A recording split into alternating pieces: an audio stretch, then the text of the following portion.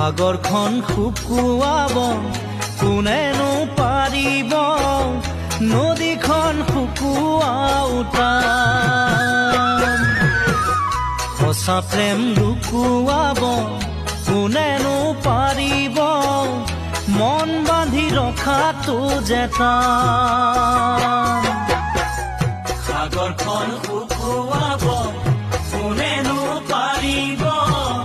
নদীখন শুকুৱাওঁতা